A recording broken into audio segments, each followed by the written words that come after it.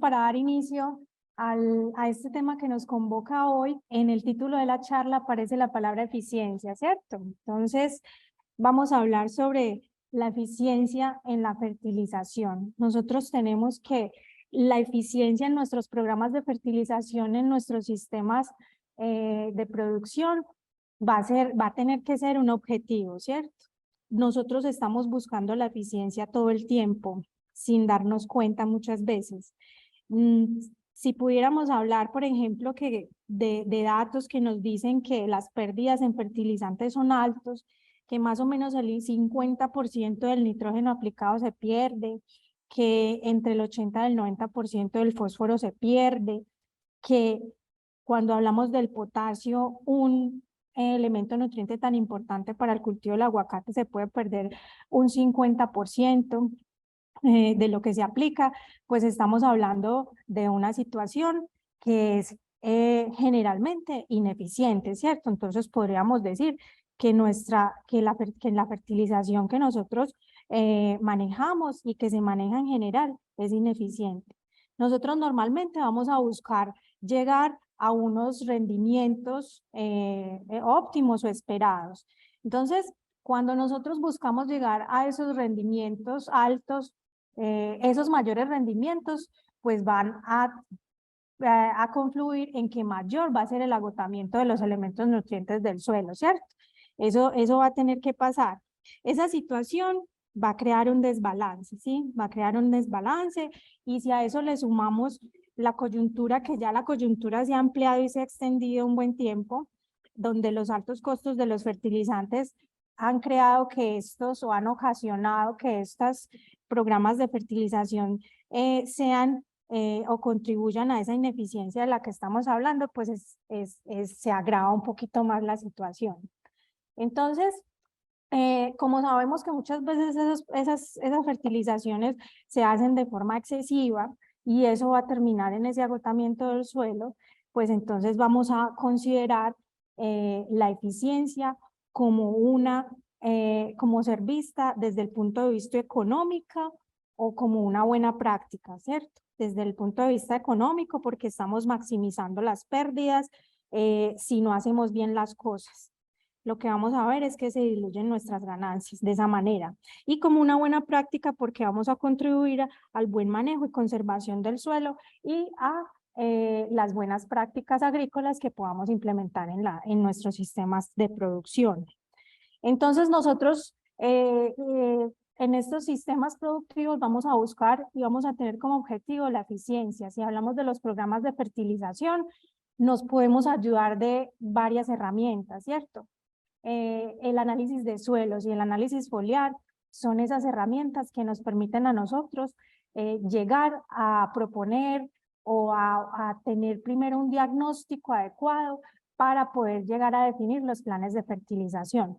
Entonces, los análisis de suelo y los análisis foliares nos pueden permitir llegar a ese diagnóstico adecuado, pertinente, para poder definir nuestros planes de fertilización en el cultivo. Entonces, de esta manera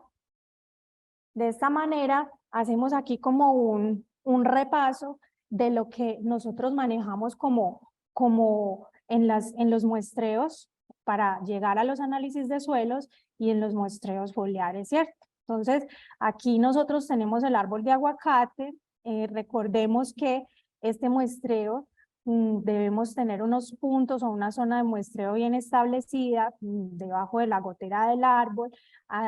Sobre ese perímetro debemos tomar las muestras y que se ha establecido más o menos para entre 1 y 10 hectáreas evaluadas, vamos a poder muestrar entre 15 y 30 árboles, ¿cierto? Es como la muestra necesaria para poder llegar a tener un suelo representativo cuando llegue al laboratorio, y que vamos a muestrar entre 1 o 2 sitios por árbol. Entonces, algo que también debemos preguntar en las visitas o cuando hagamos los muestreos es verificar que las fertilizaciones no se hayan hecho muy recientemente. Digamos que le vamos a dar un mes aproximadamente y que antes de un mes no se haya hecho una fertilización cercana al día del muestreo, ¿cierto? Por otro lado, tenemos el muestreo foliar, donde vamos a recolectar unas hojas, ¿cierto? Unas hojas para llevar al laboratorio, y esto también nos va a dar nos va a ayudar a llegar al diagnóstico. Entonces, lo que nosotros vamos a hacer es muestrear hojas maduras, pero recientemente formadas, no las más viejitas, ¿cierto? No hojas muy viejas.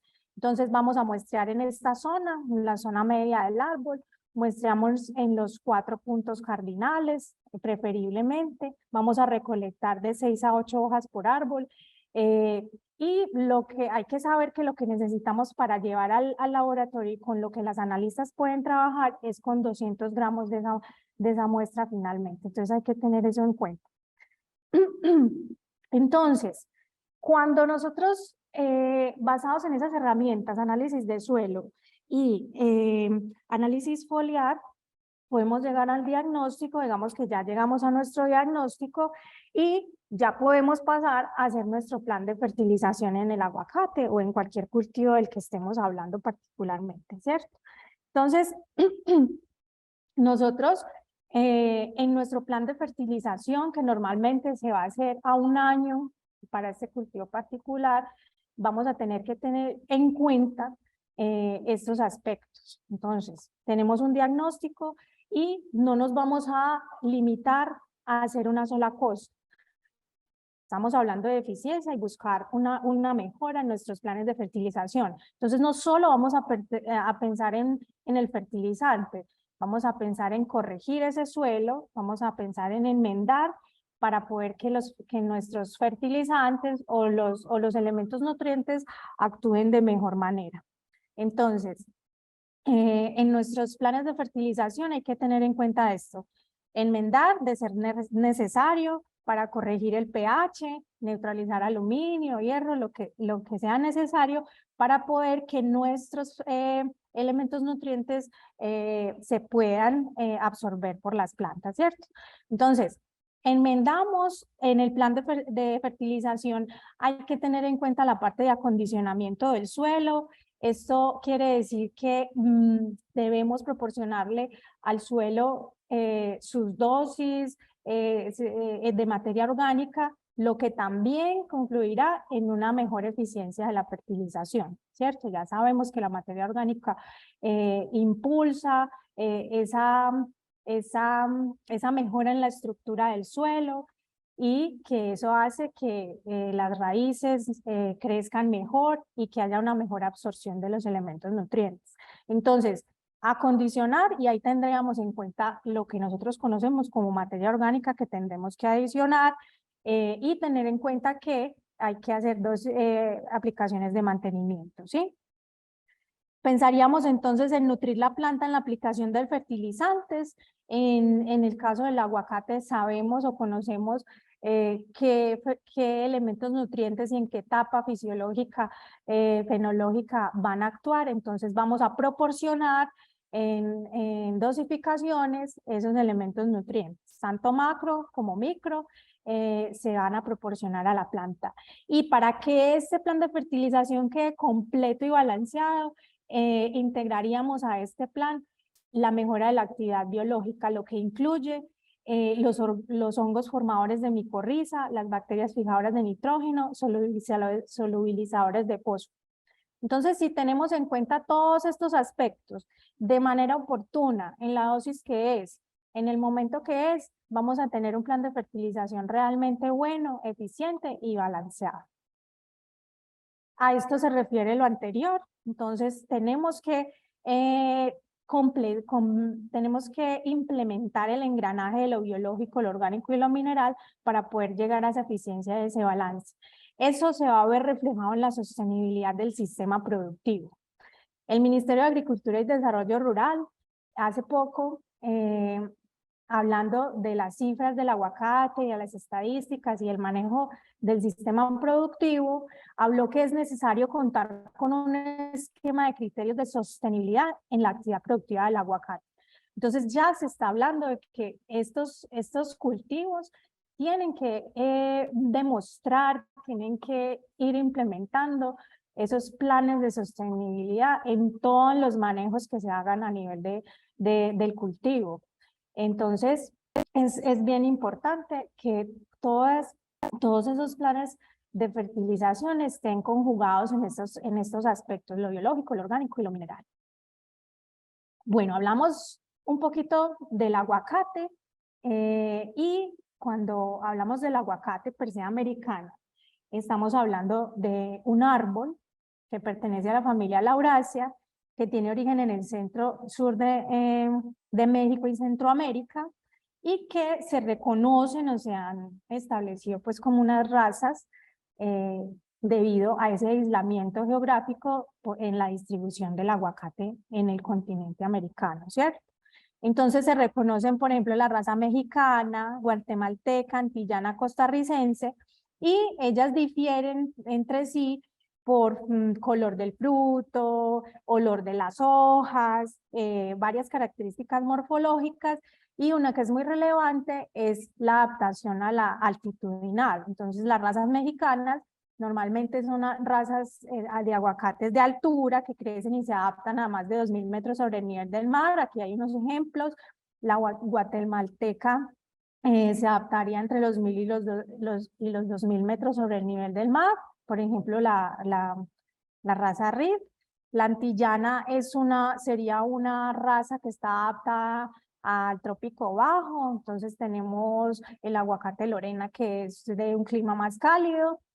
Y las razas costarricenses estaríamos hablando de esos aguacates que son como más silvestres, como el aguacatillo, esas aguacates que crecen más a nivel boscoso en este rango altitudinal que se muestra en la diapositiva. Aquí nos interesa mucho el Hass, ¿cierto? La variedad Hass, que es un cruce obtenido a partir de la raza guatemalteca y la mexicana. Tiene un porcentaje muy alto de la raza guatemalteca, entonces estamos hablando de que, por ejemplo, tiene susceptibilidad a suelos salinos, por ejemplo.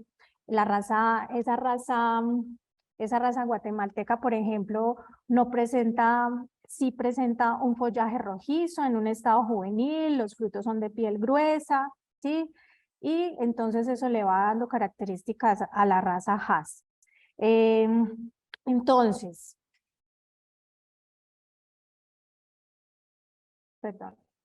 Entonces, en esta diapositiva lo que quiero mostrar es que cuando hablamos de la producción de aguacate, hay muchos eslabones que conforman la cadena, ¿cierto? Es mucha gente, mucha industria, muchas personas desde la producción primaria con el material vegetal y los productores mismos de aguacate, que son con los que nosotros directamente tenemos el contacto, que dependen de estos sistemas productivos. Y Antioquia aparece como el territorio con mayor producción en la participación nacional, ¿cierto? Y cada vez más hay registros de predio exportador ante el ICA. Hay registrados en este momento 2200 predios exportadores de aguacate. Quiere decir que la exportación de aguacate está creciendo y que nosotros estamos ante un sistema productivo muy exigente en la calidad del producto cosechado. Cuando hablamos que este producto cosechado exige alta calidad, que el mercado exige no solo abastecimiento, o sea, necesitamos responderle al comprador con muchas toneladas de aguacate, sino que también nos está exigiendo inocuidad. Entonces tenemos que trabajar por eso, hay que ser eficientes y trabajar porque la fruta realmente salga inocua en el manejo que nosotros le estamos dando. Y tenemos que trabajar porque los rendimientos permanezcan y crezcan cada vez más. Entonces, esa fertilización eficiente y balanceada es una herramienta clave para que se cumplan con estos estándares que el mercado nos está exigiendo a nivel internacional, ¿cierto? Entonces, cuando hablamos de la nutrición del cultivo del aguacate, estamos hablando que hablemos primero, imaginémonos que estamos hablando de un árbol, ese es su hábito de crecimiento. Estamos hablando de una especie arbórea que va a ser altamente demandante pues por su estructura, por su porte de elementos nutrientes. ¿Sí? No es lo mismo nutrir a un cilantro que a una planta de cilantro que a un aguacate, ¿cierto? Eso está muy claro. Entonces, tenemos la planta, que es un árbol, que vamos a tener que abastecerla de todos los elementos que ella necesita, y además tenemos que nutrir a los frutos, que es finalmente la parte cosechada, la que vamos a comercializar, ¿cierto? Esos frutos tienen un alto valor energético, como siempre se nos menciona, y es porque poseen aceite, proteínas, vitaminas, entre otros elementos, ¿cierto? Entonces, todas esas sustancias que se deben producir en el fruto del aguacate demandan nutrición en la planta, ¿sí? El fruto entonces va a ser ese gran sumidero de carbono y nitrógeno en la planta. Acuérdense que cuando hablamos de fisiología vegetal, hablamos de que hay fuentes y sumideros. En el caso de la fuente, hablamos de esa parte de la planta que origina la energía química, o sea, es la parte que sintetiza todos esos productos que van a ir a abastecer los otros órganos de la planta. Entonces, en este caso, y en el caso de las plantas en general, la fuente van a ser las hojas, son la principal fuente donde se produce y se da el proceso fotosintético, y desde las hojas se van a abastecer los demás órganos. En este caso, el fruto se vuelve un gran sumidero muy demandante de carbono y nitrógeno, ¿sí? Sin embargo, no todos los nutrientes que el árbol extrae terminan en el fruto. Por ejemplo, el potasio o el calcio. Por ejemplo, el potasio también se va a gran parte a las hojas, porque el potasio es esencial en el proceso de apertura de los estomas, y sabemos que los estomas en las hojas actúan en proceso fotosintético, ¿cierto? El calcio también, el calcio no todo se va, el calcio sabemos que es muy importante para los frutos, pero no todo se va para el fruto.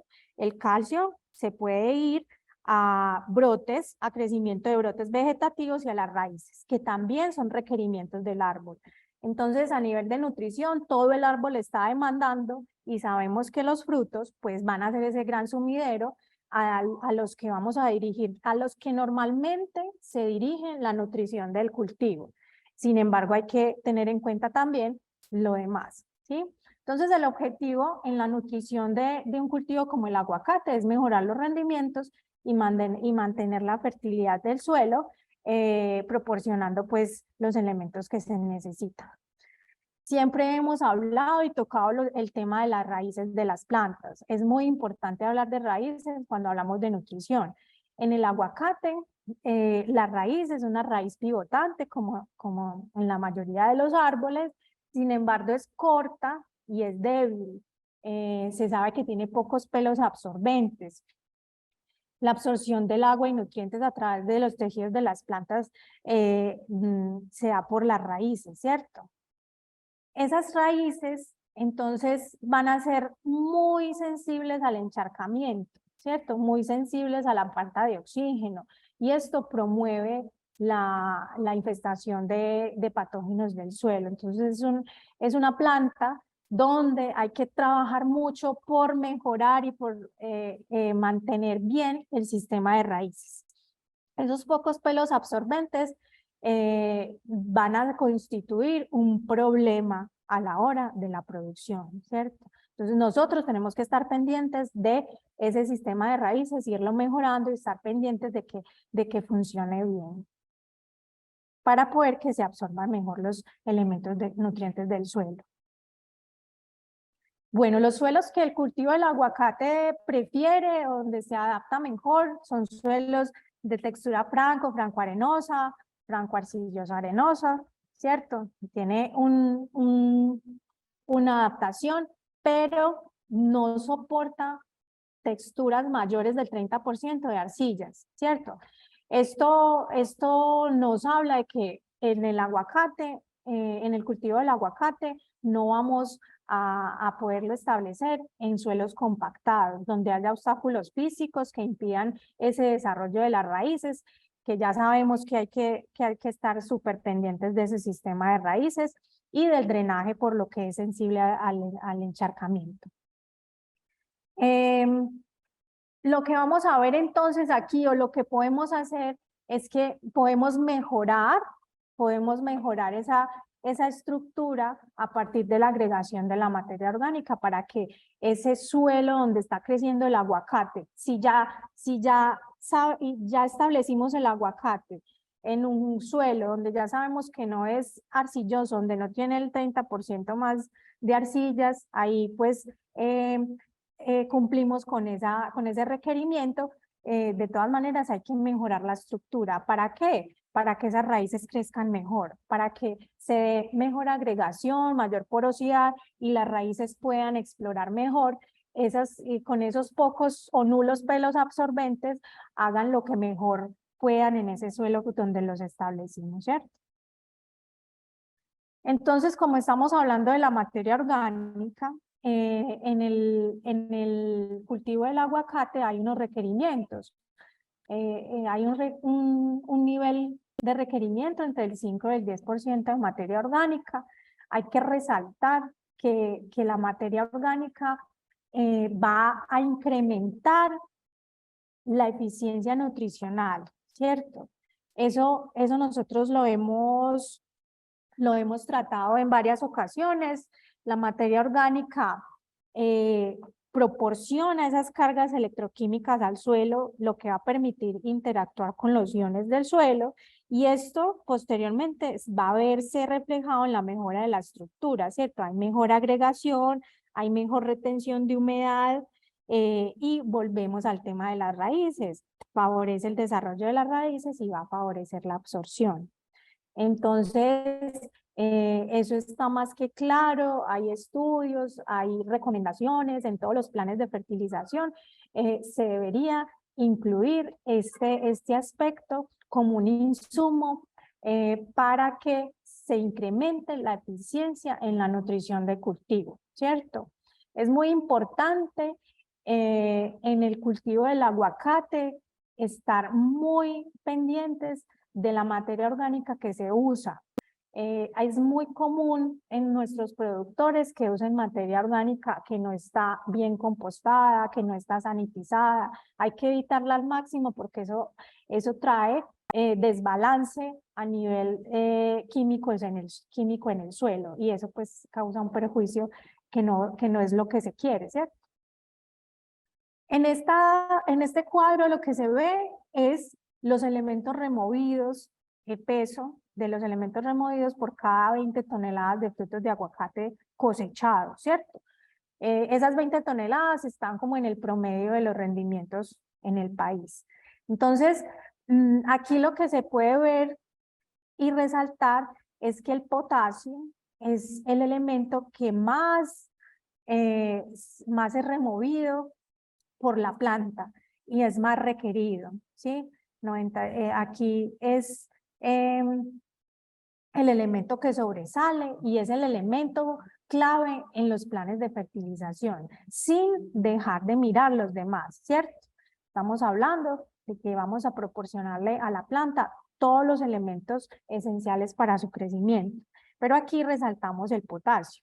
Cuando se hace o se hizo un análisis en el fruto, que es finalmente a lo que van dirigidos todos los esfuerzos en la nutrición, nos damos cuenta que la semilla se lleva gran parte de esa nutrición que nosotros le presentamos al cultivo. Y es que es lógico, ¿cierto? La planta en su biología y en su supervivencia de la especie, pues ella necesita es una semilla apta, una semilla de tamaño importante para poder generar un nuevo individuo. Sin embargo, nosotros en la parte productiva requerimos es una pulpa, ¿cierto? X, Y, como exige el mercado, un peso X o Y estandarizado, y entonces tenemos que optimizar esa fertilización para que los frutos lleguen a ese óptimo que es exigido en el mercado. Entonces, aquí como se ve, pues el mayor porcentaje de materia seca se lo lleva la semilla, Y si hablamos pues de los elementos nutrientes macro, el NPK, pues vamos a darnos cuenta que es el potasio el elemento que predomina en estos tejidos del fruto. Quiere decir que es el elemento que más se remueve de la planta a este sumidero que llamamos el fruto. Bueno, en el cultivo, la fertilización lo recomendable pues y lo que se hace es que se haga según la fenología, ¿sí? Recordemos que la fenología son las diferentes etapas de desarrollo del cultivo o de la planta, ¿cierto? Puede verse así. Entonces, digamos que en general los cultivos van a tener, o todas las plantas van a tener unas etapas claves donde tienen mayor demanda de algunos nutrientes que otras, ¿cierto? Y en cultivos perennes como el aguacate, se tienen unos requerimientos, ¿cierto? Unas etapas claves como son, si hablamos de la etapa de producción, hablamos de la etapa de prefloración, de la floración, del cuajado de los frutos. Aquí hay que tener mucho cuidado porque en esta etapa puede darse o presentarse la caída masiva de flores y frutos que están recién cuajados. Ya la planta hizo un esfuerzo en formar flores, en fecundar, y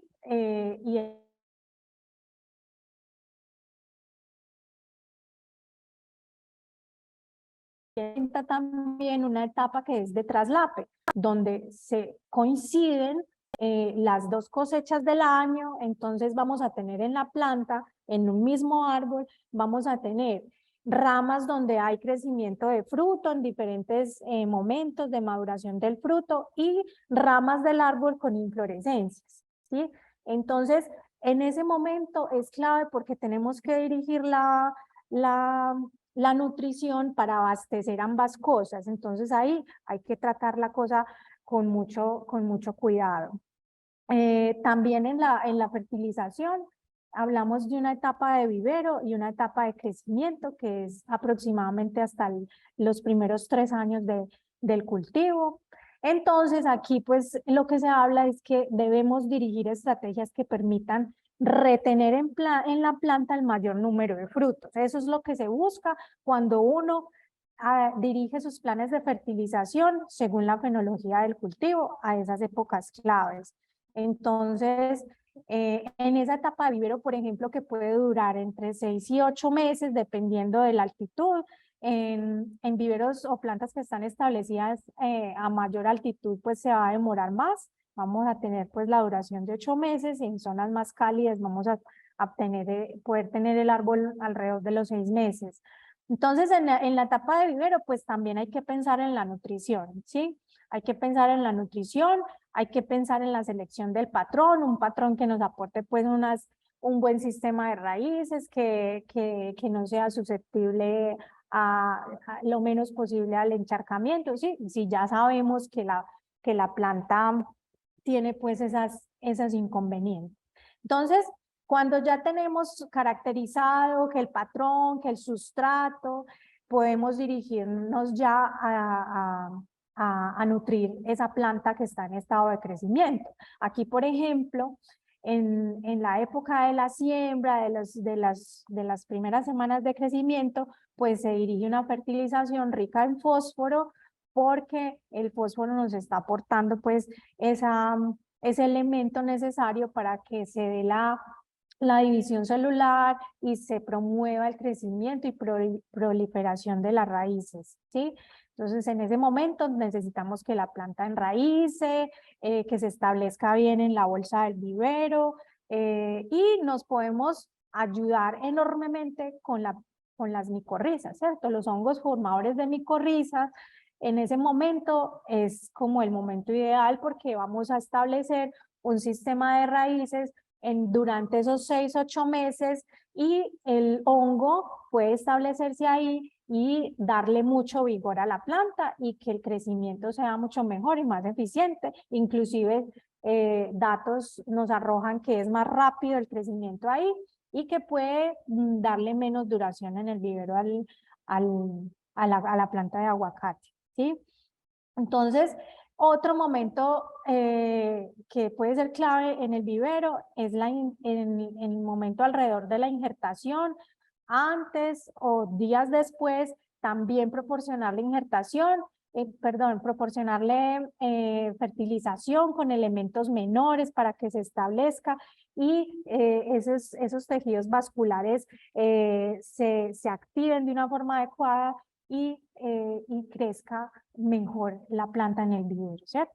Entonces, en el vivero, fertilización, nutrición, fósforo, elementos menores, para que se entregue una planta muy bien estructurada cuando se dé el trasplante a campo. Cuando ya pasa la planta al campo, entonces nosotros llegamos a un momento que es el trasplante, ¿cierto? En ese trasplante, pues nosotros previo al trasplante debimos haber acondicionado el suelo, haber corregido el pH en ese momento. Cuando llega la planta, pues entonces vamos a proporcionarle también una fertilización rica en fósforo, porque al momento del trasplante las raíces también sufren, las raíces muchas se mueren, muchas se parten, muchas se deterioran, entonces hay que proporcionarle a la planta el elemento para que como esa repoblación nuevamente de su sistema de raíces. El fósforo ahí es esencial. El nitrógeno también, porque estamos en esa etapa de crecimiento y de establecimiento en ese campo, en el campo abierto, en el campo de cultivo, y necesitamos que se generen brotes, que se genere nuevo follaje, nuevas ramas, para que la planta fotosintetice y eso le dé energía, vitalidad, vigorosidad para que se termine de establecer en todo su sistema, raíces, aéreo, y se establezca adecuadamente en ese terreno. Se recomienda inclusive que 2 meses después del trasplante ayudemos a la planta con solubilizadores de fósforo. Eso es algo muy interesante que hace que ese fósforo que necesitamos que esté disponible para que las raíces se mejoren, se formen de forma adecuada y bastantes raíces, que ese sistema de raíces se incremente, pues entonces los solubilizadores de fósforo harían un trabajo o hacen un trabajo en ese momento muy importante. En la etapa de crecimiento que estamos hablando, los primeros 3 años, hablamos de que hay que proporcionarle elementos nutrientes, ¿cierto? Entonces ya hablamos del fósforo, el nitrógeno, que nos podemos ayudar también con micorrizas y solubilizadores de fósforo, y como estamos hablando de una fertilización balanceada, pues entonces también vamos a proporcionar otros elementos que la planta necesita para esos primeros años de establecimiento, como es el azufre, el magnesio, calcio, boro, zinc, hierro, manganeso, cobre, ¿sí? Proporcionarle a la planta estos elementos para que ella se establezca de forma adecuada. Y de esa manera, pues nosotros trabajaríamos en la permanencia de los elementos nutrientes en el suelo, ¿sí? La planta, así esté pequeña, en su estado juvenil o creciendo, en esos primeros 3 años, ella también extrae grandes cantidades de elementos nutrientes y hay que restablecer esos nutrientes en el suelo.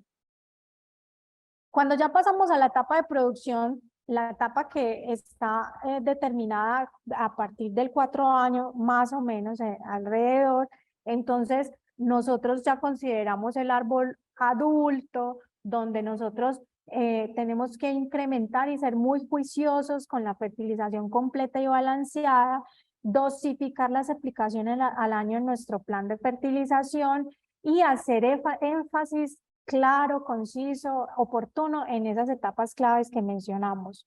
Entonces, en esta etapa de producción vamos a tener que estar muy pendientes de proporcionarle a la planta todos los elementos nutrientes que ella necesita para poder obtener la cosecha ideal, la cosecha esperada, la cosecha óptima. Y en ese sentido vamos a tener que proporcionarle también los elementos nutrientes, todos los que son esenciales para el aguacate. ¿Sí? Entonces estamos hablando de una fertilización completa.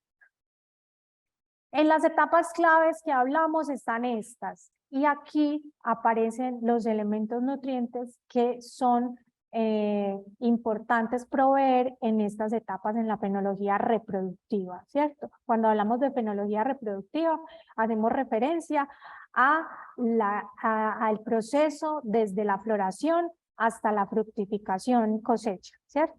Entonces, cuando ya estamos en etapa de prefloración, hay que proporcionarle a la planta fósforo, boro, nitrógeno, son muy importantes, ¿cierto?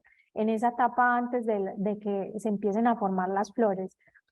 El boro va a permitir la permanencia de esas flores en las ramas, su adherencia. Cuando ya tengamos la floración en sus etapas iniciales, el potasio es súper importante. Ingresamos con potasio, volvemos con fósforo, boro, azufre, manganeso, hierro, zinc, elementos menores para que esas estructuras florales se formen adecuadamente.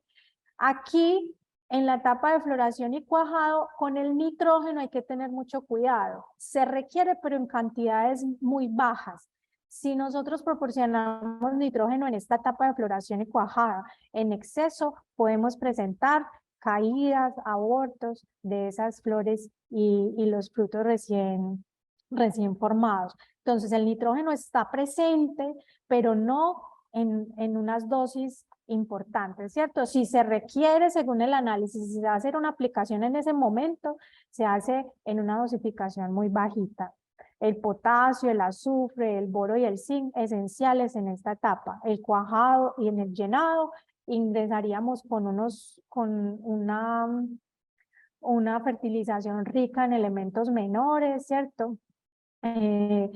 Aquí el nitrógeno sí es muy importante. Cuando ya tengamos el llenado del fruto, en la etapa del llenado del fruto, volvemos con el nitrógeno en unas dosis ya más importantes, porque para el llenado del fruto se requiere un buen aporte de nitrógeno. El potasio permanece durante toda la etapa de fertilización en la fenología reproductiva, el potasio siempre está.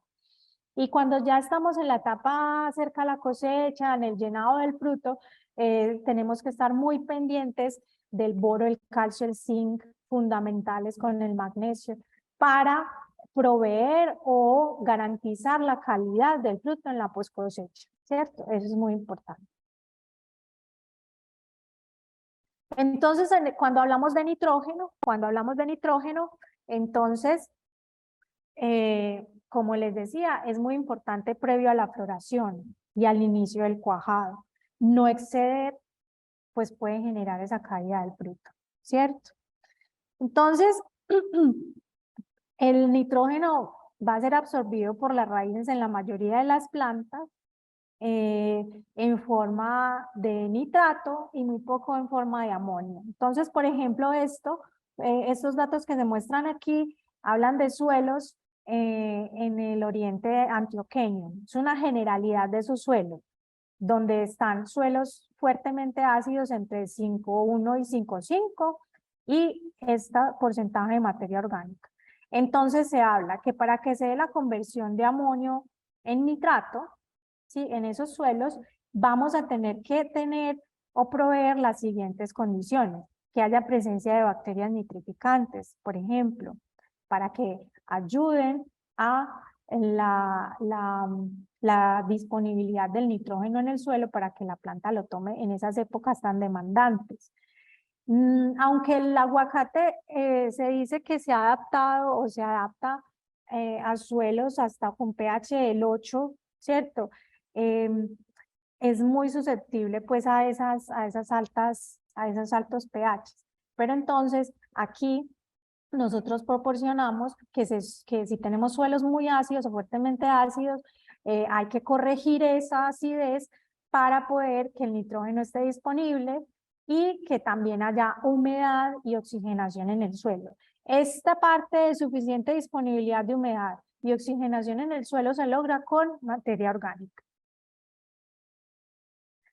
En unos estudios que se hicieron en aguacate, Haas, evaluaron, esto es muy sencillo, pero nos dice información, evaluaron 2 tratamientos, uno con fertilización tradicional, donde se aplica nitrógeno, boro y zinc, dirigidos pues a la formación del fruto y esto, contra una fertilización completa o más completa, donde no solo habían esos 3 elementos, sino que incluyeron el potasio, el calcio, el magnesio y el fósforo en esa fertilización. Lo que obtuvieron fue unos resultados muy buenos donde se mejoraron los rendimientos, el peso del fruto aumentó, el calibre de los frutos aumentó y hubo mejor comportamiento en post cosecha. Solamente por implementar en ese programa tradicional de fertilización unos más elementos nutrientes al cultivo. Bueno, entonces aquí en la parte del nitrógeno, en esta otra evaluación que se hizo, lo que se determinó fue que normalmente en esa área se aplican altas dosis de nitrógeno, ¿cierto? En esas grandes cantidades de nitrógeno se encontró que el pH se había reducido considerablemente. Las fuentes del nitrógeno que se utilizaban en esos estudios eran en forma amoniacal, ¿cierto? Entonces, nosotros en el cultivo del aguacate vamos a tener esa responsabilidad de estar pendientes de las fuentes que utilizamos y considerar qué efectos tienen posteriormente en el suelo, ¿cierto? Entonces, en ese estudio con altas dosis de nitrógeno, se encontraron que otras razas, otras variedades que están ahí, no tuvieron efectos nocivos en los rendimientos del aguacate. Sin embargo, la variedad Hass sí. Esa condición de reducción del pH por las altas dosis de nitrógeno que implementaron, bajó mucho y tuvo un efecto muy negativo en la producción y en los rendimientos del aguacate Hass. Entonces, aquí en este sentido hay que estar muy pendientes de las fuentes nitrogenadas que utilizamos y hacer seguimiento. Nosotros, por ejemplo, hablamos mucho de hacer seguimiento a la fertilización y al plan de fertilización que se propone inicialmente a partir de los análisis de suelo, porque se podrían hacer ajustes, ¿cierto? Todo está sujeto a cambios según lo que vayamos observando en el manejo del cultivo, ¿cierto? Cuando hablamos del potasio, sabemos que es fundamental en el aguacate, dijimos ahorita, por fotosíntesis, habíamos hablado que es fundamental en la apertura de los estomas, es activador de enzima para la síntesis de proteínas, y que el aguacate, bueno, hablando del potasio, es muy importante recalcar aquí que el aguacate es muy sensible a salinidad, ¿cierto? A la salinidad del suelo.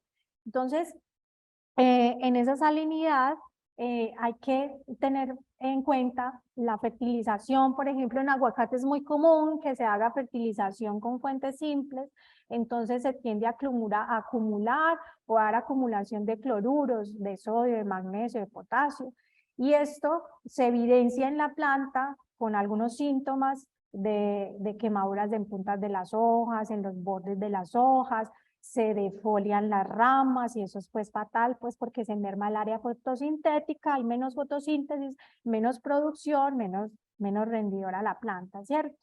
Entonces, cuando sabemos que el aguacate es muy sensible a la salinidad y sabemos que el potasio es un elemento fundamental en el cultivo del aguacate, pues hay dos cosas que se juntan y que a partir del manejo adecuado que se le dé al cultivo, hay que estar atento, ¿cierto? La recomendación, por ejemplo, aparte de usar portainjertos resistentes a la salinidad, por ejemplo, que habrá algunos de la raza antillana, es evaluar o implementar la fertilización completa que tanto hemos hablado, donde esas fuentes simples se intercalen o se vaya haciendo una transición a unos fertilizantes no simples, sino unos fertilizantes completos y balanceados para evitar estos problemas en el cultivo.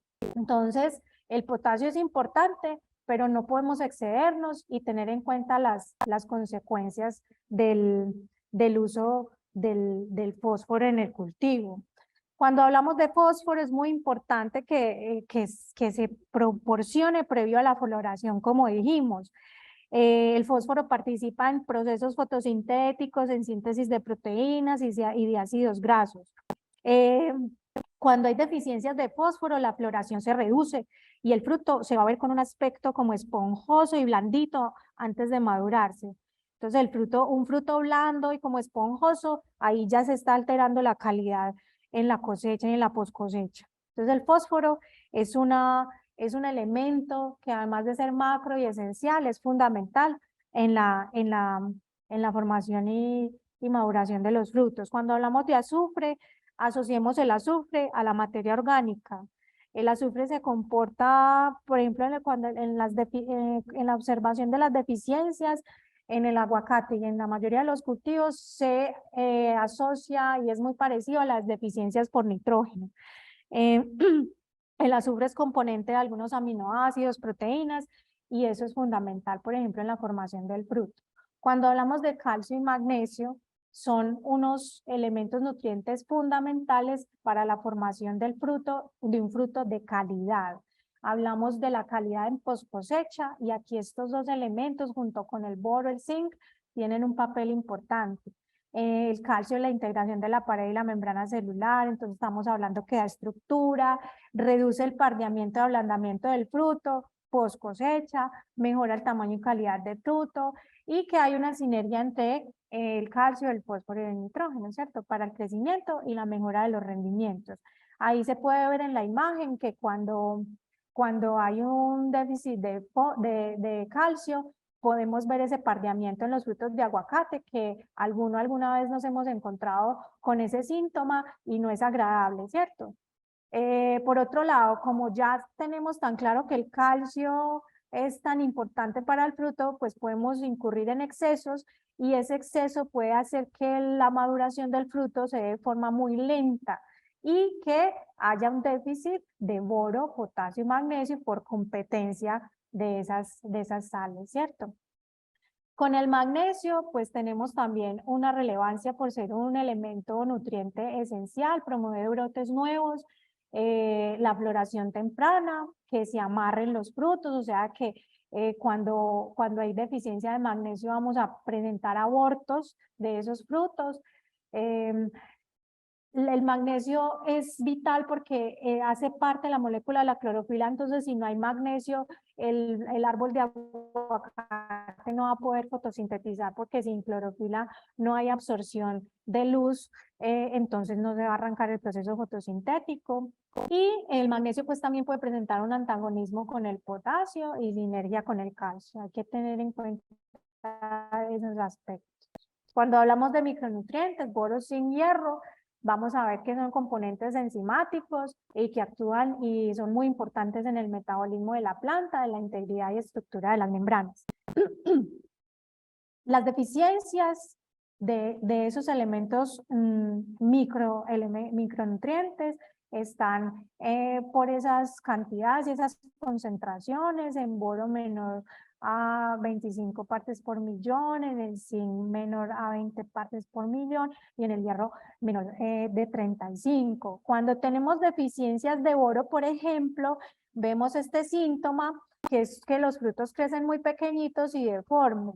Esta es reconocido en la producción de aguacate como un síntoma de zapatico. Cuando tenemos deficiencia de zinc, vamos a obtener frutos muy redondos y muy pequeños. Esta calidad de aguacate es generalmente la que nosotros encontramos en el país, como en el mercado local o lo que se queda aquí que no se exporta, porque la forma que se exporta es la forma perada, que es la forma ideal pues que debe alcanzar y obtener el aguacate Hass, ¿sí? Y que tenga pues un tamaño y un peso estándar.